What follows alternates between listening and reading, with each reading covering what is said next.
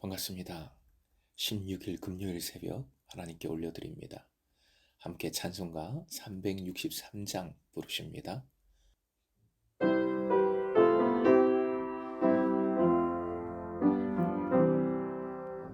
내가 깊은 곳에서 주를 불러가려니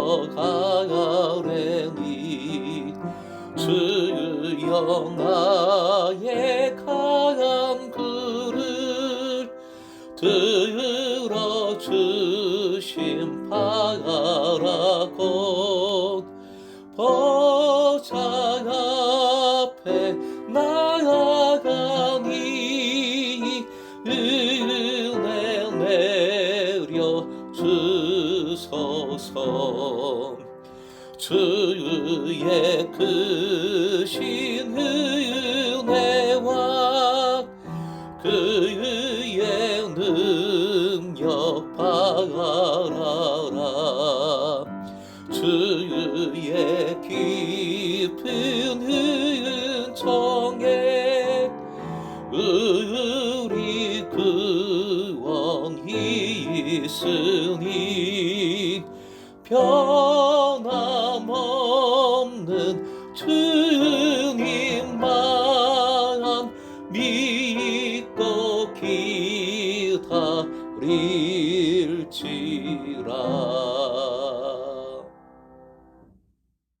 오늘 말씀은 마태복음 16장 13절부터 20절, 13절에서 20절까지의 말씀입니다. 함께 읽겠습니다. 예수께서 빌립보 가이사랴 지방에 이르러 제자들에게 물어 이르시되 사람들이 인자를 누구라 하느냐? 이르되 더러는 세례 요한, 더러는 엘리야, 어떤 이는 예레미야나 선지자 중에 하나라 하나이다. 이르시되 너희는 나를 누구라 하느냐? 시몬 베드로가 대답하여 이르되 주는 그리스도시요 살아계신 하나님의 아들이시니이다. 예수께서 대답하여 이르시되 바요나 시몬아 내가 복이 있도다. 이를 내게 알게 한 이는 혈육이 아니요 하늘에 계신 내 아버지시니라. 또 내가 네게 이르노니 너는 베드로라. 내가 이 반석 위에 내 교회를 세우리니 음부의 권세가 이기지 못하리라. 내가 천국 열쇠를 네게 주리니 내가 땅에서 무엇이든지 매면 하늘에서도 매일 것이요 내가 땅에서 무엇이든지 풀면 하늘에서도 풀리리라 하시고 이에 제자들에게 경고하사 자기가 그리스도인 것을 아무에게도 이르지 말라 하시니라. 오늘의 기도 제목, 교회에게 주신 주님의 약속을 기억하며 참된 공동체를 이루어가게 하소서. 교회에게 주신 주님의 약속을 기억하며 참된 공동체를 이루어가게 하소서. 먼저 예수께서는 사람들이 자신을 누구라고 생각하더냐고 물으십니다. 사람들은 제각기 예수님을 평가하고 있었습니다. 하지만 이 모든 평가, 이 모든 관점은 불충분했습니다. 예수님은 그 이상의 어떤 존재이셨습니다. 이번에는 예수께서 제자들에게 물으십니다. 너희는 나를 누구라고 생각하는가? 너희는 나를 누구라고 보는가? 이 질문은 지금 여러분에게도 피할 수 없는 질문입니다. 우리가 대답해야 될 질문인 것입니다. 시몬 베드로가 본문에서 우리를 대신하여 정답을 말하고 있습니다. 주님은 그리스도시요 살아계신 하나님의 아들이라고 고백합니다. 그렇습니다. 예수님은 바로 그리스도, 유대인들이 그렇게도 기다려왔던 바로 그 메시아이십니다. 메시아는 살아서 역사하시는 하나님의 아들이십니다. 베드로의 대답에 대한 예수님의 말씀을 통해 이 시간에는 특별히 성경적 교회관을 한번 살펴보고자, 묵상해보고자 합니다. 믿음의 고백을 한 시몬은 베드로라는 이름을 새롭게 부여받았으며 예수님은 바로 그 위에 주님의 교회를 세우겠다고 약속해 주십니다. 그리고 그에게 천국의 열쇠를 줄 것이라고 말씀하십니다. 일단 한 가지 짚고 넘어가야 할 것이 있습니다. 베드로에게 주어진 이 권한은 누구를 통해서 승계되는가의 문제입니다. 로마 가톨릭 교회에서는 이 막강한 권한이 교황을 통해서 계속 이어진다고 해석하고 또 그렇게 믿고 있습니다. 하지만 역사적으로 볼 때 베드로의 이 역할은 실제 그 누구에게도 승계된 적이 없습니다. 예수께서 여기에서 말씀하신 것은 베드로 개인에게 주어진 것이 아님을 알 수 있습니다. 바로 교회에게 주어진 것입니다. 교회는 음부의 권세들이 이길 수 없도록 영원히 계속될 것입니다. 이 교회에 천국의 열쇠가 주어진 것이며 이 교회에 메고 풀 수 있는 권한이 주어진 것입니다. 베드로는 여기에서 교회를 대표하는 사람으로 등장을 하고 있는 것일 뿐입니다. 유대인을 위한 복음인 마태복음서이기에 오늘 본문은 매우 중요한 두 가지 구약적 사건, 구약적 전통과 연결이 됩니다.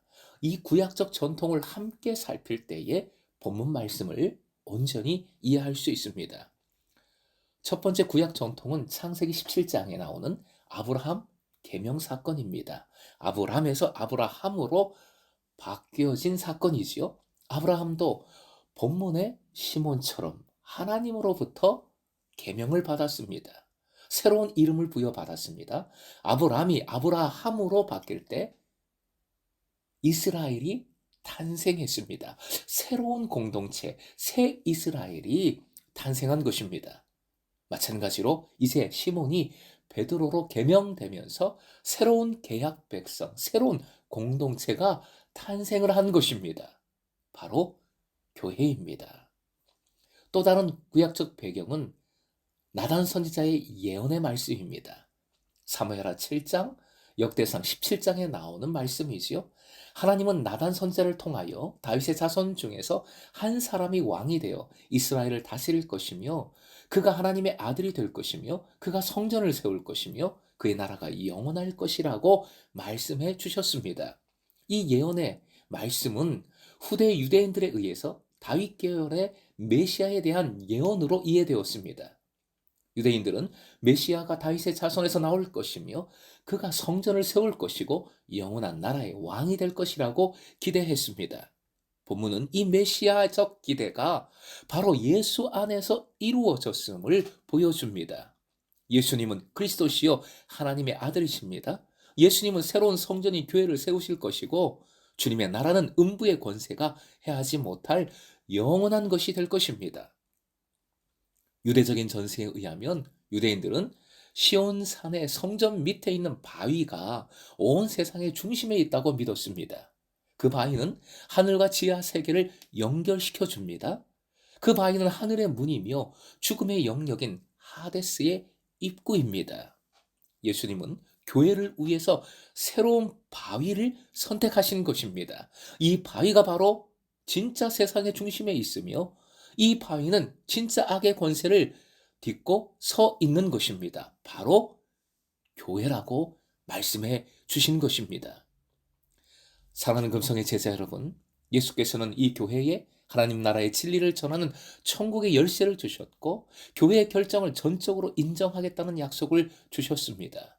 이 세상의 그 어느 세력도 교회를 해칠 수 없습니다. 살아계신 하나님께서 교회를 지켜주시기 때문입니다. 이 교회는 영원히 서서 생명의 사역을 계속해 나아갈 것입니다. 그럼에도 현실을 보면 가슴이 너무 아플 때가 많지요? 지금 매물로 나온 교회 건물이 너무 많은 것을 보고 제가 깜짝 놀랐습니다. 교회는 사라지기도 하고 불타기도 하고 망하기도 합니다. 싸워서 깨지기도 합니다. 역사적으로 전쟁 시에 교회는 폭격의 1차 대상이었습니다. 전부 폭격당했어요. 사랑하는 금성의 제자 여러분. 그런데 교회가 영원히 설 것이다. 이 말씀은 도대체 어떻게 이해할 수 있겠습니까?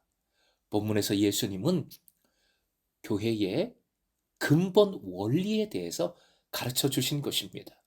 눈에 보이는 하나하나 건물로서의 교회가 아니라 근본적인 교회에 대하여 알려주신 것입니다. 그래서 오늘 말씀에 나온 교회에 관한 말씀을 우주적 교회론이다 라고 표현을 합니다. 우주적 교회론. 교회에 대한 이런 믿음이 참 중요합니다. 여러분은 교회를 어떻게 바라보십니까? 무엇보다 우리는 주님의 제자들로서 반드시 기억해야 할 것이 있습니다. 즉 교회란 예수님을 그리스도요 하나님의 아들로 믿는 고백과 그 믿음의 삶 위에 세워진 공동체라는 사실입니다. 이것이 잘못되면 교회는 아무리 짱짱하게 서 있어도 수만 명이 수십만 명이 모여도 하나님 앞에서 교회가 아닐 수도 있는 것이지요. 그러니 오늘도 바로 이 믿음으로, 이 진리의 말씀으로, 이 복음으로 참된 교회를 함께 세워나가십시다.